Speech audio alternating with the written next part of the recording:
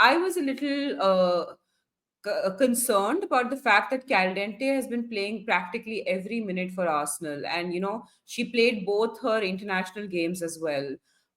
And I'm wondering if Renee Slegers is just overplaying her because like I would think when you're 3-0 up, at that point you're probably going to win. Like Leicester are not going to score 3 goals on Arsenal. Like it's not like, let's be real here. So at that point, I would have thought, at least, like, I understand that you can't rotate everyone, but you could have taken her off at that point.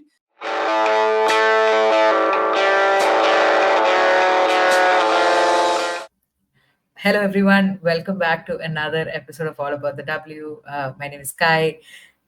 We are here to preview match day 19 of the WSL. So we know that as we record, we know that the Arsenal versus Leicester match is over, but we thought we'll jump in and do the preview anyway because, we do have uh, a contest going on here between us in terms of predictions. So the other contender is Ash, who's here with us. Hello, Ash. How are you? Hi, Kai. Did you just point that out to remind me how much I'm losing by? No, I just felt like a game show host Yeah. just for a second there. Anyway, and no, it's okay. I mean, we know it only takes like one FA Cup finals. Like, you never know. Like, I'm going to predict a Chelsea win, and then you'll predict a Yeah. United win, and that's all it takes to turn this thing around. So I'm not going to gloat. I'm not just a pessimist with Chelsea. I'm a pessimist in life. Don't you forget that. um, yeah, all right. Let's get started. So, what we thought we'd do is have a quick chat about the Arsenal versus Leicester game, and then we'll move on to our predictions for the other five matches that will happen over the weekend. Ash, another big performance from Arsenal at the Emirates. They've not scored less than 4 goals since at the Emirates since Rene Slegers took over in the league at least. So, what did you think of that performance? I mean, it was obviously it was fantastic. Like the performance itself, it was. I mean, it could have been much, much more. There were a few goals that they missed by a whisker, or there was a Caldente opportunity that should have gone in, but like she scuffed it. It wasn't even a tight Yeah. angle; it was just a scuffed goal. Yeah. Like it was skied a little bit. But like speaking of Caldente, I was actually very surprised. Like this Rene Slegers rotated very like understandably in this game, considering like both Russo and Kelly are going through some fitness issues. We're not sure exactly what it is, but there are some fitness issues. So obviously they didn't play, and you had Blackstenius starting. I was a little concerned about the fact that Caldente has been playing practically every minute for Arsenal, and she played both her international games as well. And I'm wondering if Rennie Slegers is just overplaying her because like I would think when you're 3-0 up, at that point you're probably going to win. Like Leicester are not going to score 3 goals on Arsenal. Like it's not like, let's be real here. So at that point, I would have thought, at least, like, I understand that you can't rotate everyone, but you could have taken her off at that point. So I'm just a little bit worried about how Rennie Slegers is managing the rotation, especially because Caldente is such an important part of that midfield. Like I really feel like she's one of the reasons like Arsenal take. And in this game as well, she was absolutely great. So I just don't see the reasoning there. Yeah, I feel like maybe I could be mistaken here, but maybe I think Caitlin Ford's minutes were being managed because she's just flown in from Australia, right? Like it's just been a Yeah, few yeah. days. So I mean, given the substitution options they had, possibly she could have brought in Kyra Cooney Cross sooner, but that would mean keeping Kim Little on for longer. So I don't know. I'm not really sure what the reasoning there was. But I mean, I know there are some concerns around rotation with Rene Slegers. Like some fans do feel like maybe she could do better on that front. But yeah, I mean, hopefully. it won't cost them, and hopefully like all the players stay healthy, because Yeah. you know, like it's a big summer. We're at the business end of the season, Champions League fixtures coming up, and generally in terms of Yeah. like player welfare as well. But speaking of player welfare, injuries, etc., a big shout out to Victoria Pelova, who's just come back from an ACL. She scored her first goal, and it was a lovely finish from her on the volley. So, big shout out to Victoria Pelova. It's always nice to see players coming back from, like, especially from like long term injuries, and settling in and thriving.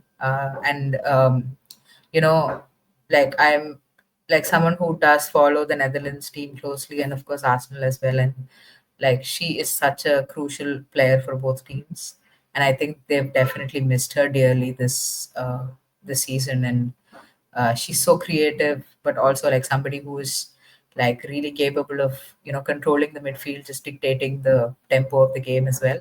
So she's actually a real joy to watch, to be honest.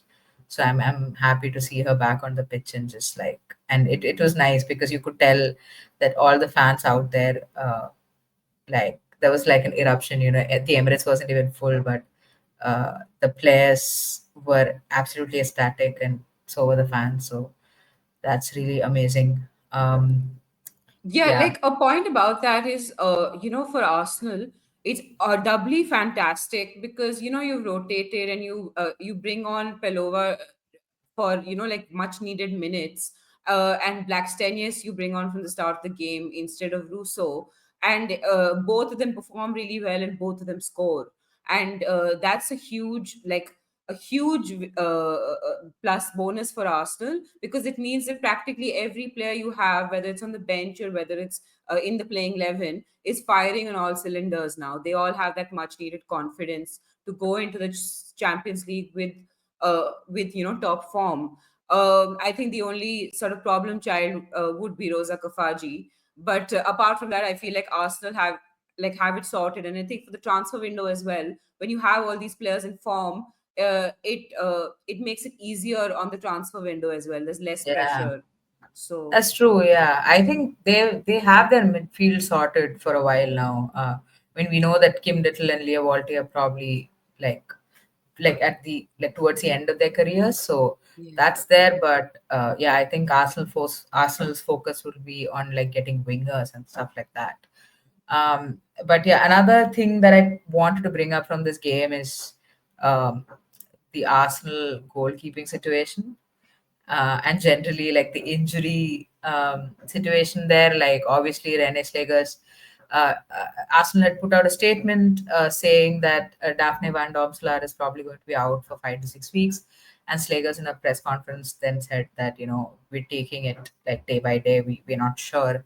Same goes with Kelly and as well as Russo as well. So we'll have to see what that starting 11 against Lyon looks like. But yeah, I think there's been a lot of chatter about Zinsberger. Um, I feel like you can, like when she's playing, you know, like she has the potential to be a really good shot stopper. We've seen that in the past. She's like never been like, maybe she had like one good season where she was a top. She was like probably the best goalkeeper in the league probably like a few years ago. But right now, in terms of form and confidence, I don't think she's in a great place, and I feel like that really rubs off on your defense as well, right, Ash? Like yeah. if your goalkeeper is not confident. Yeah, I don't think that like this game should have been ideally a clean sheet. So in a sense, the entire defense was sleeping when Momiki sort of threaded that ball through because no one expected it, and I think that also comes from the way like the goal, like the confidence you have in the goalkeeper, because it rubs off on the back line. But I mean, when you're scoring four goals a game, it's really it's a problem for another day, I think. Yeah, I think that's true. Like, probably the another day is probably going to be the day against Leon, which is coming Yeah. fast approaching. But yeah, I mean that's the thing, right? Like, you know, we spoke about this on the channel that probably Van Domsela saves both of the goals against Real Madrid. Like when Real Yeah. Madrid scored when they played, on that god awful pitch in Madrid. Um, like fans were pretty like I felt like she would have saved at least one of the two, Yeah, yeah, but a yeah. lot of the fans really felt like she would have saved both. So that is a big difference, and like those are the kinds of errors that can cost you in big games, and like against big teams like Leon. But anyway, I we'll have to wait and see how that plays out. But Ash, let's move on to the other WSL fixtures. What is the most exciting one according to you? I mean, there are two options. Uh, yeah, there are about two options here. I think the West Ham United game could be potentially tricky, like you say about West Ham, agents of chaos. Like Hmm. they could have a terrible day, or they could just be like, it could be 4-3 or something, like it was Yeah, with and they Arsenal. could have a terrible day out and still smash in two goals. I don't know how it happens, but Yeah. yeah, So that's one game I think I'm really looking forward to. The other game, because of they're the worst teams in the WSL, currently on form, I think, in my opinion, is Villa versus Spurs, because yeah, it'll be like a battle to the bottom in terms yeah, of how they play. So true. and Villa's picked up a win. We don't know if like their sort of rise back to form is this blip, or whether Yeah. it's a like a real thing, a real tangible thing, and I think this game will tell us for sure. Hmm. Yeah, I also feel like the Brighton Liverpool one is like it's a 6 pointer, right? I mean, basically that fight for that best of the rest. I think Liverpool Yeah, are 1 point behind Brighton right now. I think Liverpool are at 21 and Brighton are at 22. So that also could potentially be a tasty fixture. yeah, Um, yeah, hopefully Spurs like find some goals. Honestly, like Man City versus Everton also is looking interesting. Like, I mean, we yeah. know that Co- Everton did beat Man City earlier in the season when they played at yeah, home, and uh, I don't know, maybe Everton are looking to like capitalize on that, yeah. Is on how. anybody back for Man City, do you know? Uh, so I mean, it's gone from bad to worse. I'll tell you that much because Mary Fowler has picked up an uh, ACL. I mean, I think it was kind of we were hoping against all evidence that it wouldn't be an ACL, but it did look yeah, yeah, uh, seem like an ACL when we did watch the match. So yeah, that's been confirmed. And some of the Twitter detectives noticed how Carolyn was not at training, oh which no. means like the only fit forward they have at this point is Murphy, which is but hopefully I don't know. Maybe it's potentially a concussion protocol Yeah, thing. yeah, Carolyn did pick up that knock from yeah, that yeah, Leticia challenge. So yeah, we don't know. Maybe she's just getting an extra day of rest because they want to protect her. I don't know. yeah. Whatever it is, hopefully she's fit enough. Yeah, But it's like, to be fair, Everton, we've been singing their praises, but against United, they were absolutely terrible. So like, even if City are like totally decimated, it depends on the kind of Everton that shows up. Because if the United Everton shows up, I think City can win this. yeah. I think that's the thing, right? Like I feel like they've gotten like the teams have started to understand Everton a little better now. Yeah, Like yeah, it's been a yeah, couple of months, right? Like so now yeah, I feel like teams understand Kelly Gago better and how they're setting up better and how they're yeah, playing a little better. And maybe it's just a general dip in form from Everton as well. Like yeah, but yeah, yeah, um, all interesting games, and Chelsea Palace obviously is going to happen midweek next week yeah, between yeah, the two Champions League fixtures. So, Ash, shall we do some predictions? yeah, for sure. Let's go for it. Yeah. Uh, Uh, West Ham versus Manchester United. Okay, I'm gonna go Manchester United 2-1. I'm gonna go Manchester United 3-2. Okay, wait, I will write it down. Okay, you're writing it down. Okay. Um, Brighton versus Liverpool. I will go Brighton versus Liverpool. This is a really tough one. I'm going to go Yeah. Liverpool. Oh. I'll go 1-0 Liverpool. Ooh. Hmm. I'm gonna go with Brighton here. They're playing at home. They've been pretty good at home. The only match they've lost is that last weekend, like to Manchester City. So I'm gonna go 2-0 Brighton. 2-0 Brighton. Yeah. Okay. Man City versus Everton.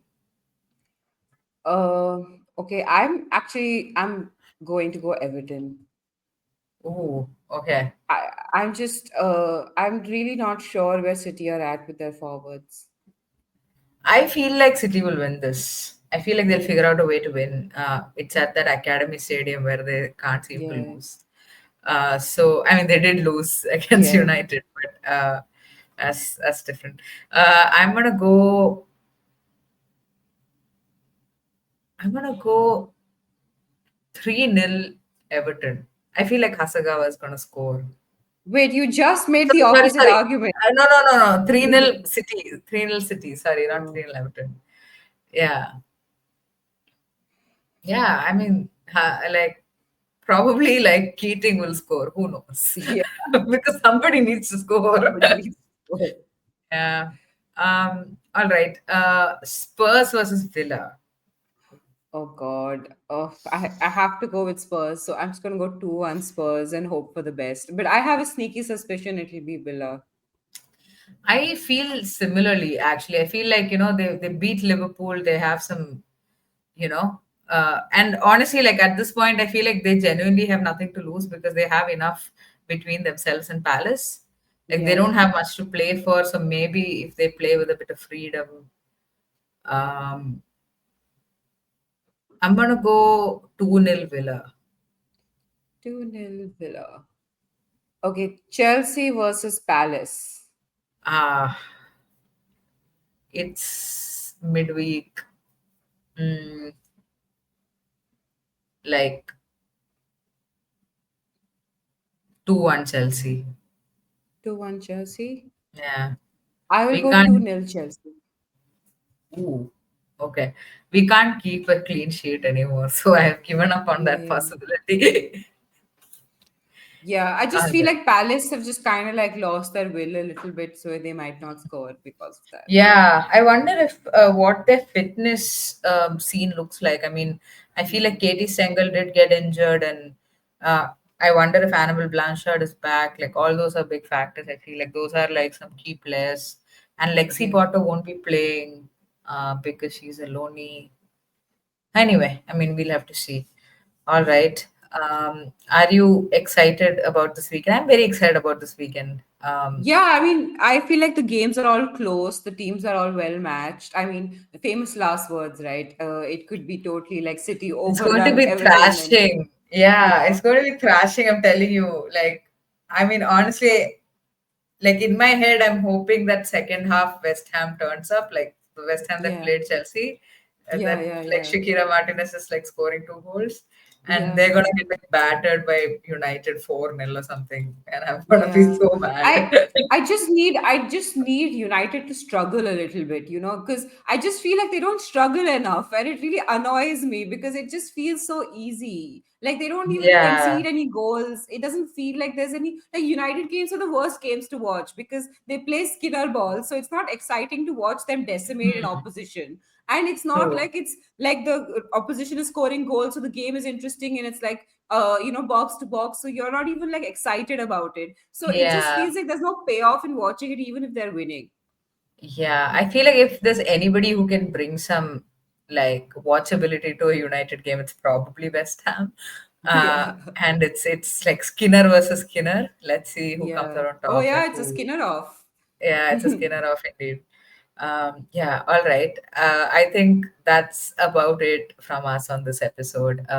Do keep an eye out because we'll be doing Champions League uh, semi-final previews as well. Ash, anything that you wanted to share? Yeah, I wanted to share the updated scores after the FA Cup Oh, semi-finals. yeah. So before the semi-finals, Kai was at 24 and I was at 15. Now Kai has earned 4 points from the two games because they got the Chelsea scoreline right and they got the result for the United City game right. So that puts them at 28, and I got the Chelsea outcome right. So that puts me at 16. So further increasing the gap for Kai. So let's hope I get the FA Cup final outcome right. Yeah, yeah. I think that's the that's where everything will turn on its head Yeah, yeah, potentially. yeah. You are going to sit there and hope for a like a United win, Yeah. Mark Skinner trophy lift. Wow, it's going to be wonderful. Oh God. It's the The battle things of the we do worst. for little wins. Yeah. All right. So yeah, do keep your eyes out for that Champions League preview as well. And yeah, we'll catch you in a couple of days. Bye bye. Bye bye.